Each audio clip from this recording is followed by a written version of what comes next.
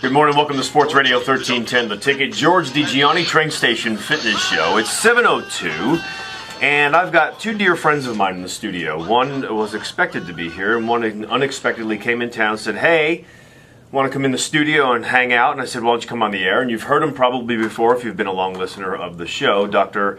Charles Tyvitt. He's an ear, nose, and throat doctor and now works for, can I say? I believe so. Works for Lifestyle Lift. You may have seen their commercials on TV. Today, and what's great about you being here is that you're a medical doctor, Charles, and Dr. Kevin Light is here, and he's a DO. And the show today, I've promoted it during the week, is where we're talking about the comparison of both a DO and an MD. Is one better than the other, and why would you go to an MD versus a DO and vice versa? Can they both fill the needs of whatever that is for yourself, for your child? Would you go to a DO for ADD or an MD? Why? And we're going to find out from these two guys, mostly from Dr. Light, who will share the history of a DO and where they started, why they're important, and whether they matter more or less or are equal to an MD. Dr. Tyvitt is going to comment and just chime in with wherever he decides. He said, George, I know nothing about the differences of the two, and I'd like to just, sit in and give my 2 cents or, maybe interject where I feel I don't know something and I'd like to ask a question to Dr. Light. So that's about all we have. It's an important show because I've often said if you go to a doctor who gives you a pamphlet about how you should be eating, and it's one that's given to you by the government and they're trying to give you nutritional information, and you want to really be healthy and take care of yourself, you might want to change doctors. Go to an integrative medicine doctor, an osteopath. Why do you go to these people? And Dr. Kevin Light's going to comment on that coming up next. So let's do that. Without any further ado, we will discuss more about that coming up next and after the break. 7:04 Sports Radio 1310 The Ticket. 7:11 Sports Radio 1310 The Ticket, George DiGianni Train Station Fitness Show. Two guests in the studio, two good friends of mine, Dr. Kevin Light, he's a DO, and Dr. Kerry Tyvitt, who is an ear, nose, and throat doctor, he's an MD. What's the difference? Dr. Light, I asked you about this. You said, George, I don't know if it's that compelling of a show, and I think it's a very compelling show. Some people don't respect DOs. Some people never heard of a DO, and I venture to guess some people have been treated by a DO and they didn't know it, and does it even matter? So let's get into some of the history. What is a DO, and how long ago did they start? What, 20 years ago? Yeah, a little more than 20 years ago. A little more? Yeah, the history is interesting, and it was when you look at the history of all the alternative or different medical practice organizations, they pretty much all grew out of the mid-1800s. And back in the mid-1800s, anesthesia was just sort of coming on board. They're figuring out what germ theory is. They're just discovering that, wow, germs cause disease. A lot of times there wasn't a lot of science involved with medicine. There was a lot of mysticism and a lot of theory.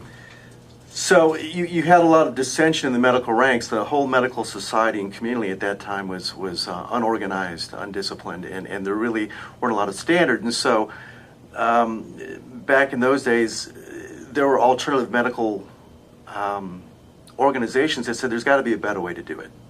That's when you started to see chiropractic, homeopathic medicine, naturopathic medicine, something called eclectic medicine, which is herbal medicine, and osteopathic medicine. Basically, their stance was, hey, a lot of times surgery causes more problems than it solves. And they thought of this how long ago?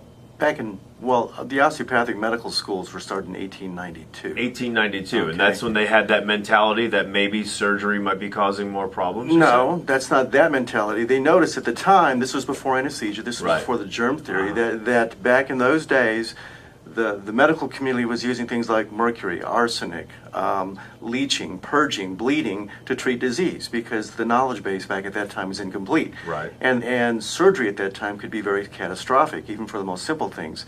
So there were certain MD practitioners, and the guy who started osteopathy was an MD. He said, guys, there's got to be a different way. There's got to be a better way to do this. How about we start a school that encourages the body to heal with its own mechanisms? We sort of give it a nudge here, a nudge there. Mm-hmm. Maybe we can help that nudge using manipulation or manual medicine, musculoskeletal realignment. That's one of the many modalities that we'll add to existing medicine and see if we can get away from really invasive things like surgery, which back in those days killed a lot of people. So let me back up just to reiterate for a moment. You're saying an MD is the one who started the DO school. Yes, school he for was osteopathy. very unhappy with the way medicine was going at the time. And he was one of many different, osteopathy, or the DOs, is the one school that's really survived the purge. But there were many different little programs that started that never survived. Homeopathy is a big example. I mean, they're still around, but that was one of the schools that, again, started in the late 1800s as a reaction to the abysmal state of our medical practices back in the mid-1800s. And so they all started about the same time. Dr. Tyvett, were you aware of this? Were you aware of how long ago they started? Do you get any of that information in medical school? And it's probably not needed, but I'm just curious. I have not really looked at it since I was a young undergraduate student trying to decide what I wanted to do for my medical training. So a lot of this, no, I was not aware of. I think this show is going to be very informative for me. I'm kind of excited about it. So I want to ask a few stupid questions, Dr. Like. Some of them I'm already aware of the answer, and some I really have no clue. Mm-hmm. What can a DO do? Hold on, let me change that. What can a medical doctor do that a DO cannot do or is not licensed to do? That's the very nature of that question shows, the lack of what the difference between an MDO and DE is. The difference exclusively and primarily is historical. Okay, DOs were basically, you can consider them one of the earliest alternative medicine, or actually holistic medicine doctors. So they believed in nutrition, they believed in exercise, but they also did everything else MDs do. They're licensed in every state in the country. They're licensed in 60 other countries. They do everything an MD does. They have the same education. Frequently, they go to the same classes in medical school. More DOs are in MD residencies now than DO residencies. Wait, more DOs are in MD residencies? Than their own DO residencies. Than their own DO residencies. Correct. They are licensed by the same medical boards. They are on each other's staff at universities. DOs teach at MD universities, et cetera, et cetera. So what I'm saying is today's DOs are indistinguishable from MDs, which really begs the question, well, why do we have two separate professions? Because they grew out of a reaction to current practices in the late 1800s. And now that science has progressed and medical knowledge has progressed to the point to where everybody's holistic, everybody's preventive. DOs used to have the market on preventive medicine and holistic medicine. Well, now everybody does that. So what makes them special? What makes them different? Well, why have a DO profession? And that's a really big issue that's in our profession specifically. But to get back to your question, go ahead. What can an MD and a DO do that's different or what's exclusive? The answer is there's really no distinction today in 2013. And what's today considered as of how long ago? Well, I would say probably for the last 25 years, there's really no notable distinction between a DO and an MD. So 30 years ago, you've got an MD who may have not looked at as a DO as an equal and may have put down DOs at the time. Okay, now you're getting at a different issue in terms of public perception. Now, okay. DOs and MDs have been very competitive over the years. In fact, in 1962, DOs and MDs were very competitive, and so the California Medical Association and California Osteopathic Medical Association got together and merged, and the idea was to try to abolish the DO practice in California. So California offered every DO in the state an MD license for $65. Okay, and the idea was to bring them all together into one organization and take away the competition, and that almost worked. 80% of the docs in California did that. So a lot of the differences, a lot of the animosities which are historical between DOs and MDs are pretty much rooted in the 40s and 50s, in the 30s, 1930s, and they were all based on politics and competition versus quackery or versus any of the other considered issues. Quackery. It wasn't quackery, but considered quackery by the medical community. No, what I'm saying is it wasn't the issue. The issue was Right. It was a political issue and a competitive issue. Right, but it might have been considered quackery because you weren't aligning with their ways of doing business. You weren't an MD, so therefore you were considered a quack in their mindset back then, right? When you look at the history of the AMA back in the late 1900s had a blanket statement that all schools of medicine, everyone that wasn't allopathic, which is the MD's schools of medicine, were unaccepted and non-sanctioned. Were unaccepted and non-sanctioned? Uniformly across the board. And then when was that accepted?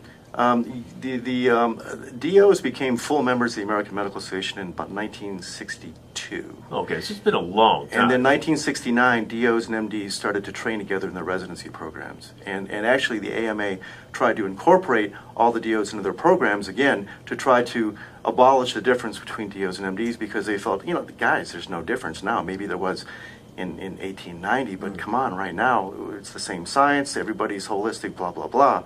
But the DOs, surprisingly, are the ones who want to maintain their separateness, and they're the ones who want to maintain an identity, which... Dr. Tyvett, is any of this familiar with you when you were in school? Is it coming back now as far as some of the history? And I don't know if it was ever mentioned in school, because Dr. Light just said in the 80s now is when it was more accepted and brought together and kind of taught together, if I'm understanding correctly. And you didn't go to school in the early 80s. But when you did they give you any type of feedback or like kind of put down a DO in any way opposed to what you're going to be, a medical doctor? Was there any of that, any sense of that? Well, certainly no one ever put down a DO. I agree that a lot of doctors are becoming more and more holistic. Right. As an MD, at least when I trained in the 90s in medical school, we did not get any holistic training. All of the holistic training that we got, we sought out on our own after our medical training. And I don't know how different that is in DO schools, if they were taught that from the very beginning. Right. And it's been my experience too that I've worked with DOs who have separated themselves from that a little bit. Is that the case sometimes? You'll find, well, see, the DO profession was predicated on primary care. And that was their specialty, and that was their thrust. And so most DOs, 90% went into primary care. Now, very few DOs go into primary care. It's just like the MDs. I'm a surgeon. I'm a trauma surgeon. I do cosmetic surgery, and I don't do primary care. And so the whole thrust of the profession has changed drastically. Now in the research that I looked at, it showed that DOs go to the same amount of schooling or hours as MDs, but then often have another 200 hours in the holistic. Is that correct? No, they have an extra 200 hours in osteopathic medicine, which deals with assessment of musculoskeletal issues as they relate to disease. So, for example, if you have heart disease or lung disease, DOs were historically trained to where I can see certain patterns in your musculoskeletal system that without CAT scans, because I didn't have that in the 1800s, and without all these special tests, I can sort of get an extra clue as to what's going on the inside, because it has manifestations on the musculoskeletal system. They took it one step further. They said, hey, maybe if I mess around with the muscles and bones, maybe I can influence the function of the organs on the inside. Okay, so that was their little caveat. That's why they get the name osteopath. It's based on that musculoskeletal component, which interestingly is a small part of the whole approach. Their whole approach is more holistic. They added this musculoskeletal component to their practice modalities to sort of help get away from the big pharmaceutical and the surgical stuff in the time that wasn't very effective. All right, so that's making my mind go in several directions, and I'm sure people listening may have a question or two about this, but Hippocrates said, let food be thy medicine. It seems to me that the people who are practicing the Hippocratic Oath, if you will, are the DOs opposed to the MDs of today. I'm not putting down MDs, love them, and I've said this, if I've said it once, I've said it many times. Half of all of my friends are MDs. Not putting them down. What I'm putting down is the pharmaceutical attachment to the MD way of thinking, the romancing and so forth that has affected, I think, the medical doctor who became a medical doctor because he or she wanted to help people. Mm-hmm. And now there's all that. So coming up next, something else you just mentioned was the musculoskeletal system and alignment and maybe manipulating it. And my mind went somewhere else, and I'm sure everybody listening to that part of the show thought the same thing. Well, hold on. Does DO and this other profession have the same thing in common? And what is that? We'll find out coming up next. 724, Sports Radio 1310, The Ticket. 7:33, Sports Radio 1310, The Ticket. Next stop on The Ticket and Dairy Queen, I Love Texas Summer Tour in Dallas. Join the Ticket Dairy Queen promo crew this Tuesday at DQ off of Beltline Road in Dallas for some free ice cream. That is Tuesday only from 5:30 to 6:30 while supplies last. DQ, that's what I like about Texas. In the studio, Dr. Kevin Light and Dr. Charles Tyvett, we're talking about the difference between an MD and a DO. Dr. Tyvett is an MD, Dr. Light is a DO. And you say, George, why are you bringing this topic to me today? Okay, I understand the difference, but how do I benefit? I'm the patient, I have ADD, I broke my leg, I need medicine because I have the flu, I would like to have plastic surgery done on my chin. Whatever it is that you have a specific concern about, can both of these licensed professionals help you equally? And is there a benefit to going to one over the other? We've not answered those questions yet, and I do want to attack that. But you left off with the musculoskeletal system being manipulated in a certain way that may help someone with their ailment, condition, whatever you refer to it as. And it made me think right away, well, hold on. That's what chiropractors do. So how is a DO different than a chiropractor? I know there's many ways, but you see where I'm going with this. Well, I can't claim to be an expert in chiropractic medicine because that's not what I do. But DOs are physicians who use all the modalities, surgery, pharmacy, psychiatry, all the elements that traditional medicine uses, and we add a component of manipulative medicine to our practice. My understanding of chiropractic medicine is that they are not physicians, and they do not use surgery. They don't use most pharmaceuticals. They don't use many of the modalities that a more traditional physician would use, and that, I would argue, is the major difference. Now, when we talk about manipulation, how does a DO manipulate? What does that look like? It can be sort of like it can be anywhere from a glorified massage to the old crunching, the old bone crunching that you see. Yeah, we learned that in medical school. So was it first learned with DOs and then chiropractors kind of did an offshoot? I don't think so. I think they did this independently, and I think the chiropractic college, again, I'm not an expert in chiropractic medicine, so but the chiropractic profession grew from their own roots. I don't think it was one growing from, in fact, I know it wasn't one growing from the other. They sort of identified manual medicine to have virtues and each embrace it in a different way. And the MDs added manipulation to their practice and called themselves DOs. Okay, and MDs, the DOs are basically an MD practice that broke away. Okay. Chiropractic medicine is in a whole different alternative type of medicine that grew in the same era in the late 1800s, and their genesis is completely different. And now a DO doesn't have to manipulate, because I think in my research and what you even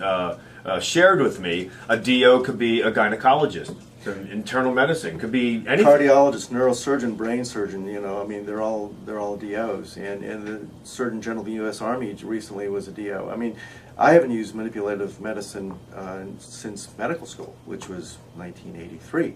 I've really never used it because I went into a specialty. The people who tend to use or add manipulation to their practices tend to be primary care docs. OB-GYN docs use it a lot because it's good for back pain and pregnancy. So it helps in certain areas. It's not something that is a mainstream in practices. And one of the criticisms of the osteopathic profession these days is that it's hard to find a DO that does manipulation. They've sort of gotten away from it altogether, which again begs the question, well, why have a difference? I mean, why is there a difference between DOs and MDs? Something you said during the break really piqued my curiosity about why or how a primary care physician can not only make a living, okay, but what the incentive is. And would you share with people real fast, what is a primary care physician and why do you think that there are less of them today? Primary care physicians are primarily family practice doctors, pediatricians, OB-GYN doctors, and internal medicine physicians. Okay, that's what a primary care physician is. But when you think of a primary care, you think in family practice. And in this day and age, the expense of medical school, most med students are graduating medical school with a debt of over $200,000. So they're in debt $200,000. They're walking out the door, never have made a dime with $200,000. So these guys, these medical students, guys and girls, are looking at, well, how am I going to pay this back? Am I going to go into a medical practice that pays $125,000 a year? Or am I going to go and be a surgeon, plastic surgeon, cardiologist, gastroenterologist, be a specialist where I can make more money and pay back my debt. So a lot of it is just economics and finance driven. So, silly question, but I want to make sure it's shared anyway for people who just tuned in. We're discussing the difference between an MD, a DO, the professions they go in. They're exactly the same. There's no difference, except DOs have had more hours of osteopathic training in looking at medicine differently after they've finished their medical school, correct? During medical school. During medical school, rather. But the silly question is, do DOs take insurance? Are they recognized by insurance companies? That's a better way to address DOs it. And MDs practice medicine exactly in every way, in every scope that you can imagine. So same licensing boards, same Right. insurance qualifications, same everything. The only difference, unfortunately, in 2013, the only difference is the initials after their name. There's no disease, condition, problem that you would prefer to go to an MD for, or that you would prefer to go to a DO for. You sort of alluded to that earlier on in the show. Right. It's just the initials after their name and their political history. That is Okay. a difference in this day and age. So I want to share this with you. We talk about how, when I first brought this topic to you, you said, George, I didn't know there was really a separation. I'm not aware of it, medical community and so on. And we think and believe that people are aware of DOs being just medical doctors or just doctors. And I know that. But I saw an opportunity here to share this with people because, listen to this, 1999. Journal Archives of Family Medicine, a recent telephone survey. Now, take that with a grain of salt. A recent telephone survey of 800 HMO members suggested that the public is not yet familiar with osteopathic medicine. And I, after listening to you now, would have to say, do they need to be? I mean, maybe it's a good idea if you want someone who has a different outlook, again, back to Hippocrates for a moment, in a preventative measure, or maybe looking at an alternative measure before just doling out medication. Maybe that's the reason I would go to a DO. But, I mean, how do you they comment? have to be? I don't know in this day and age. That's a very good question, George. Do they have to be? 25 years ago, 30 years ago, I would have said absolutely, because we are more holistic. We are more touchy-feely. We are more in tune with not just your physical issues, but your social issues, your mental issues. We were trained to incorporate all of that. But now we don't have a franchise on that. All doctors do that. I mean, that's the way medicine is done these days. And so the distinction is in my mind, fairly non-existent. Now, there are probably some DOs out there that are going to argue with me, but the way I see it in just normal everyday practice, I don't see that there's really a need to necessarily make a distinction in 2013. So I was looking at some differences on Google where I just did some research. I would put in different things about DO versus MD benefits and so forth. And there's one thing that stood out from a surgeon, or he claims he's a surgeon. He said, and here was the question, or the answer rather. Doctors complete medical school in the United States and then spend between 3 to 8 years more learning a specialty. This is called residency. DO training tends to be viewed by residency programs as being less desirable than MD training. This is not to say it is impossible to obtain a DO degree, then go on to medical career as of one's choice, but it makes it substantially harder. DOs typically have to do an extra year of training after 4 years of medical school in order to be eligible for medical licensure. This is variable across the country right now, and in some cases it's negotiable. I'm sure things are standing out in your mind, but let me just keep going on. The reason that this topic comes up is that DO schools are essentially for profit. They will accept any reasonable qualified applicant, even ones that are unable to obtain a position in a traditional medical college. DO schools are unregulated in terms of the number of students or even schools that can be created. The medical community has some concern that there may be adverse effects on overall quality of care that is available in the United States. Now his opinion. I myself am an MD and I work alongside a number of DO physicians, he said, both primary care providers and specialists. I personally believe that the quality of care that these doctors provide is above reproach. My personal belief is that the training that doctors get as medical students is not as important as the training they receive afterward, i.e. residency. If doctors apply themselves appropriately in residency, they can be excellent specialists no matter what their background is. Thus, at the end of the analysis, my assessment is that there's no significant difference between the 2 degrees. Now, I'm sure certain things stood out to you about the schooling and stuff like that. Please comment. Well, the comment that DOs have to have an extra year after medical school to get licensed. All medical professionals have to do residency training or internship after medical school to get licensed. You can't just walk out of medical school and be a doctor. Okay, so that applies to everybody. It's kind of a convoluted statement. Again, talking about the residency programs and the disadvantages, as I said before, 54. 754 Sports Radio 1310 The Ticket, George DiGianni, Train Station Fitness Show. My 2 guests in the studio. The quiet one, Dr. Charles Tyvett, a medical doctor. He's an ENT, works for Lifestyle Lift now, had his own practice, sold out, and now works for them. And also Dr. Kevin Light, he's a DO, surgeon, and does hormone replacement therapy, both friends of mine.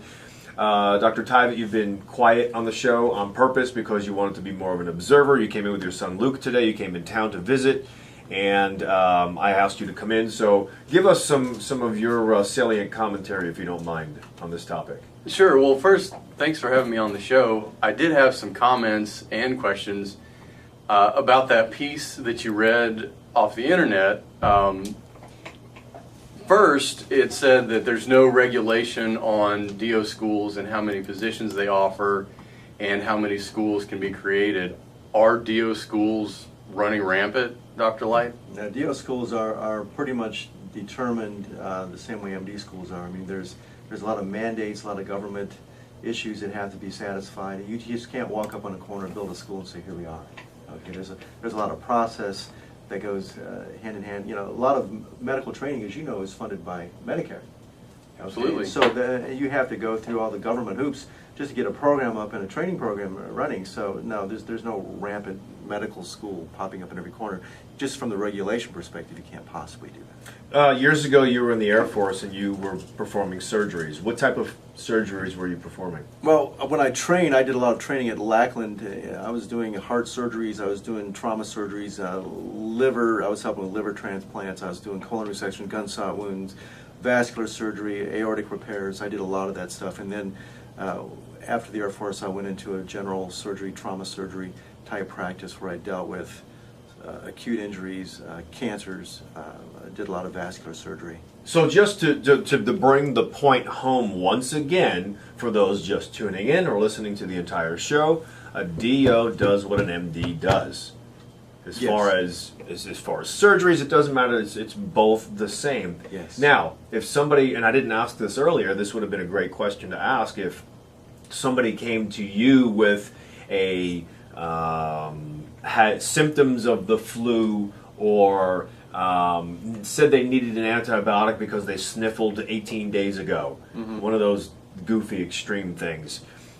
A pill pusher that we've discussed, some medical doctors kind of have to be just to stay alive and survive in practice, Right. might give them an antibiotic.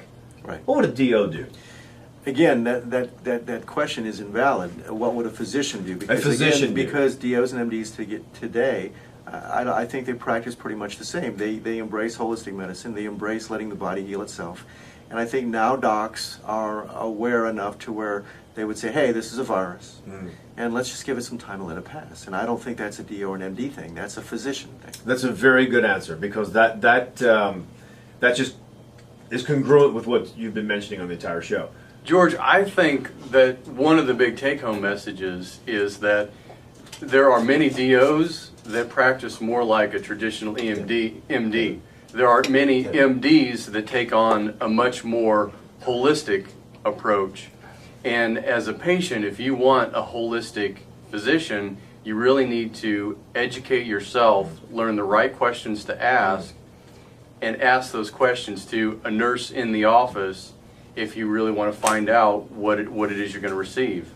You know, it's like anything else. It's less, are you an MDO or an MD or a DO. It's more, what's my comfort level with you? What's my relationship with you as a patient? How do I relate to you as a physician? That's far more important than whether you're an MD or DO. But a lot of MDs, like we discussed, if you're what's been known as the pill pushers, don't have time to sit with the patient. Now, that's a lot of docs. That's MDs and DOs. That's the financial model of medicine today. They become patient mills to survive. Okay, so both of you, thank you for coming on the show. I think it was a necessary show. People need to know the difference, even though there's no difference. And what they're exactly right. Good way to look at it. So anyway, appreciate both of you guys coming here. Dr. Light, what is your number for people to call you for hormone replacement therapy? 214-559-4325. Carrie, do you want anybody to try to reach out to you in Oklahoma? We go into Oklahoma. Going to Oklahoma. We have centers here too in Yeah, Dallas. so Lifestyle Lift Centers, Dr. Tyvit works there, and he's done some fantastic work. T-Box.